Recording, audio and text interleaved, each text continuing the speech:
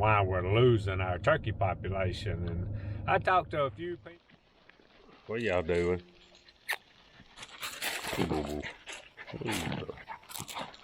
What y'all doing?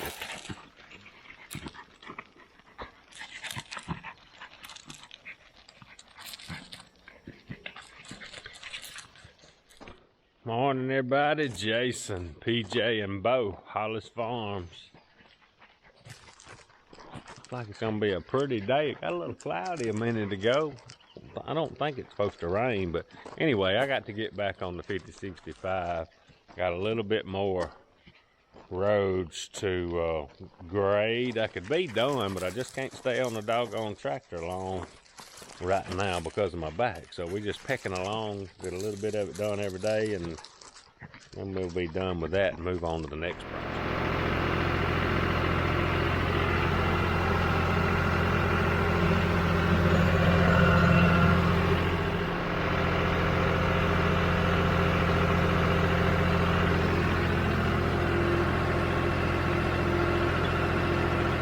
Alright, y'all, so I made it back here to the house, got the puppies put up for a little while. I drank me a drink, ate me a pack of cheese crackers a while ago. I done got hungry, but anyway, I hadn't had just a whole lot going on today. Did a little bit of tractor work, didn't want to get too sore, but I had something on my mind I wanted to talk about. One of the big things going around in the turkey world these days is we don't have any turkeys anymore, and why we're losing our turkey population. And I talked to a few people, not many people. I listened to a lot of people.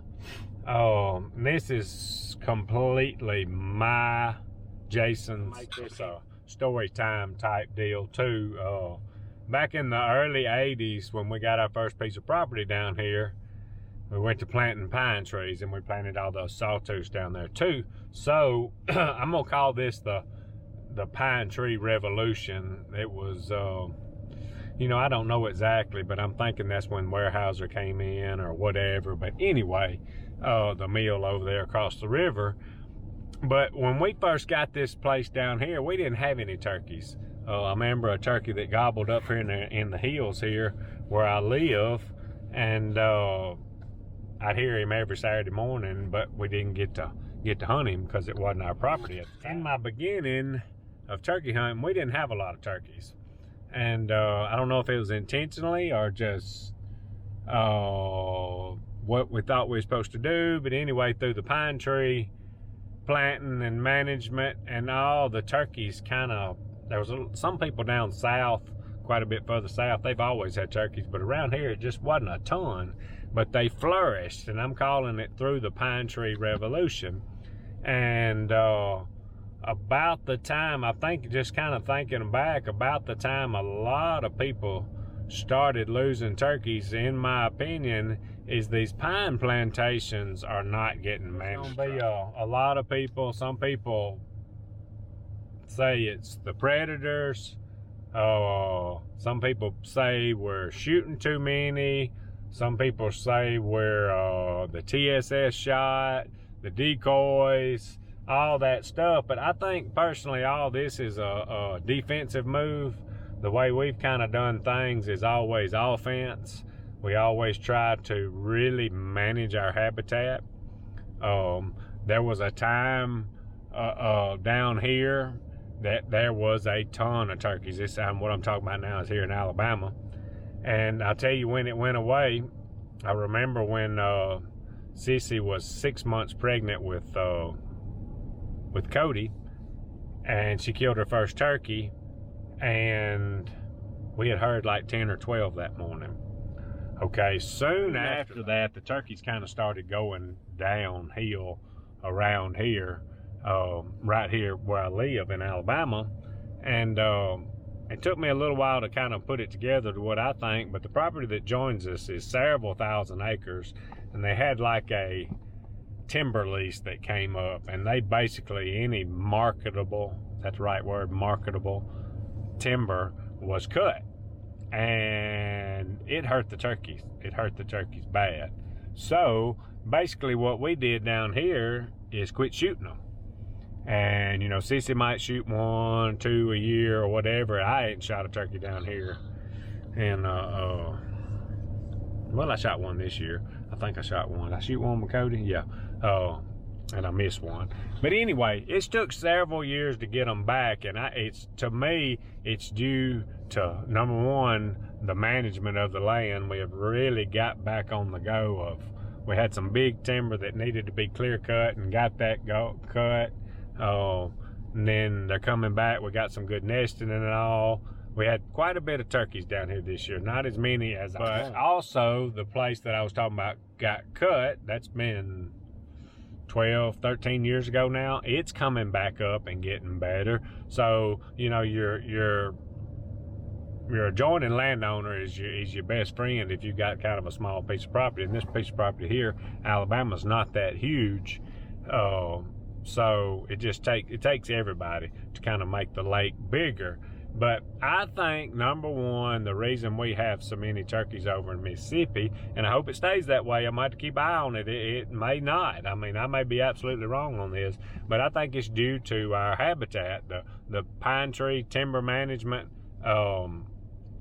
that we do down there, our food plots, the clover. We got nesting, we got roosting, we got pretty much everything that they want down there. And but back to the pine tree revolution, them things go through a stage. I'm gonna guess it's between probably about 8 years old. Ever how old that tree is on your piece of property, when it gets past having all the briars and stuff on it, and then it goes through that stage through the first thinning, and there's nothing under them. Well, there's not much nesting and anything in there. So all these pine trees in Alabama, a lot of Mississippi, got to that stage, and I just think they weren't managed right. They weren't thinned properly, and the turkey numbers are going that way. If your turkey numbers is going down, try not to bounce around, but if your turkey numbers are going down, you got to quit. So let's just say, I'm gonna take some even numbers, let's just say back first part of the pine tree revolution or whatever, and you got to study on this stuff. Let's just say, and there's no way to really know this, people biologists and all might know, I don't know, I'm just taking some numbers. Let's just say your hen was averaging 3 to 5, raising 3 to 5 poults. All right, we got turkeys going everywhere. All right, so let's say as the habitat goes away, you're down to raising 1 or 2 per hen. Well, if you do that, then you're gonna have less gobbling turkeys. You got to shoot less. I mean, it's not rocket science. If you got everybody that I talk to that's managing 4 turkeys, and I know I've talked to a couple of pretty good sources that's basically 3 different types. Like when we first went over to Mississippi, it's all pine trees, and I'm thinking, man, we won't never kill a turkey here. Well, I've found that in a pine plantation, you can do more for wildlife on a 365 than you ever can with hardwoods like we have here. So I changed my mind on that, but I can take this place here in Alabama that's a big percentage of hardwood, go to our place in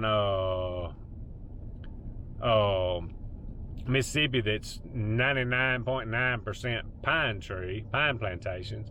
Then I can go to Mitt's place, and y'all hadn't seen a lot of it, but it's just different. I don't think it'd be any marketable type timber there. It's mostly kind of scrubby type trees.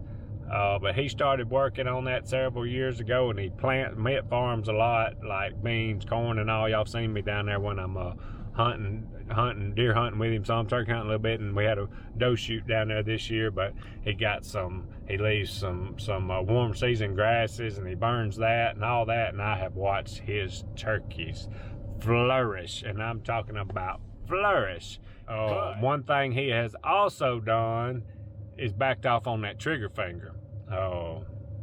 So, you know, if you don't have many, you can't shoot as many. If you got turkeys, a lot of turkeys, you can shoot more. I mean, and like we killed quite a few turkeys over in Mississippi this year between me and Cody, Cece did, and Tracy and Brian and Jake and them. And I brought the boys down from New York.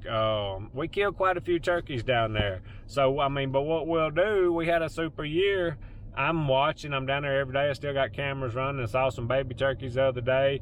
I know we had some long beards left. Saw a bunch of jakes. So going into the season, I'll really watch and study. I got camera. I don't see a lot of turkeys in the winter, but when it rolls around right before the season, we'll start watching. And I'm down there every day, and I'll watch and listen. And if there's a need for us not to shoot as many, I just tell everybody we're not going to shoot as many. And I mean, we're going to do it, and everybody be in on it because they know if you shoot them all, you're not going to have any. Yes, I think some of the decoys and the shells, there's people killing turkeys now that probably wouldn't kill a turkey because of some of this stuff. But the main thing is if you got 3 gobbling turkeys on your place, shoot one of them. Don't shoot them all. If you ain't got no jakes, you got to wait until you have a hatch. I mean, it's pretty good common sense, but I think, my opinion, it all goes, the habitat management, predator control, how many you shoot, controlling that trigger finger, decoys, and all that. I don't care how you kill one. I don't care if you take a strutting decoy, stick it on top of your feeder, and you sit under the feeder and shoot him. That don't matter to me. You just got to learn to back off. If you've got 5 gobbling turkeys and you set a decoy on top of that feeder and sit up under it and you shoot all of them, don't expect to have as many. You got to control it. But if you'll manage that habitat and raise more turkeys, I don't think we're raising turkeys. I think that's the whole problem, the key that we're missing. And most everybody's playing defense. I want to play offense. I want to go spray my clover. I've been talking to my last 4 years, been handling the timber down there, and we're doing it a lot different. I've been talking to my timber guy recently, showing him what we're going to do, how we're going to thin. And it's tricky to kind of pay to do it, but I don't like clear cuts. At some point you kind of have to, but I like to do small ones, and I got some ideas I'm going to do this year. Y'all will be in on that. But the main thing is my number one, if you don't get the habitat right, the rest ain't no need in worrying about that. It's no one thing, but my opinion, number one is the habitat management, and then you do the rest to kind of help along. If you don't have turkeys, don't shoot as many. If you've got plenty, shoot them. Things pretty simple. I see all these studies going on. You know, the one thing I've heard a lot, like in Alabama, they backed our season up 2 weeks because they said we was shooting too many mature gobblers or dominant gobblers before they bred. I'm starting to wonder about that. Might be something to that. I don't know. I'm not going to be dumb and not listen to these folks. I've got my opinions, but I'm sure I like to listen to a bunch of stuff and do what we think's right or what works for us. One guy, that was the reason for backing the season up. Not sure if that's gonna work or not. I thought about it some. I shot one turkey that had a bunch of hens with him. The rest of them were by themselves, I believe. I do know one. That one I laid in the water half a day. I don't think we got him, and he was with about 20 hens. I don't know. It's kind of a tricky thing to talk about. The move in the season, I ain't going to say it's going to hurt anything. I think it's a defensive move. The one other thing a guy said was you don't need to shoot more than 30% of your male turkeys, and that's including jakes. And I've done some thinking just from pictures and what I know was there and this and that. And I don't think we did that. I know we didn't here. I watched that here. It's a little easier to keep up with here in Alabama because it wasn't not as many turkeys as it is in Mississippi. But it's something to think about. And we're just, the biggest thing is if you've had turkeys before or, recently, if you've had turkeys recently, I think you could possibly back off that trigger finger if you're shooting too many. I think the main thing, though, is we got to start playing offense manage our habitat, and I don't care if you've got 20 acres or 20,000 acres, every little bit helps. The more you do, the better. I know I'm gonna say this, and I've told this, I don't never talk about acres very often, but particular spot I fool with, and I video a lot, and I may have said it before which spot it is, but it's 250 acres. So I've done this. I've talked to Mitt about this before, playing with it. This is the only piece I've ever said acreage, but it's 250 acres. And this year, let me see,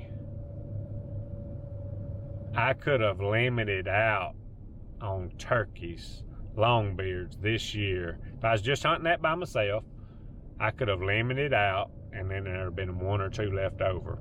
And it wasn't like that 3 or 4 years ago. It's taken some time and some work to get it to where it is. So it doesn't matter how big a piece of property you got, to be able to, on 250 acres, to limit out on turkeys is pretty good in my opinion. So the habitat management, and if you got pine plantations, it basically pays you to manage it right with the timber harvest. So it's not costing you anything. And this other stuff to do is not bad. Y'all see what I do. Pretty much all the chemicals expensive to spray all the clover that I spray. Yes, it is. But if you compare it to burning all that diesel fuel, bush hogging, disking, and planting and all that stuff, I could basically, if I had to, and I don't do a lot of planting, really, plant little wheat, and if I got a little spot that needs a little attention on clover, I may drill some in. But I mean, basically, I spray it twice and clip it. You know, if the weeds get too bad right before deer season, I'm done. I mean, I do it about as simple and as cheap as you can. So, but anyway, kind of rambled around on that story time.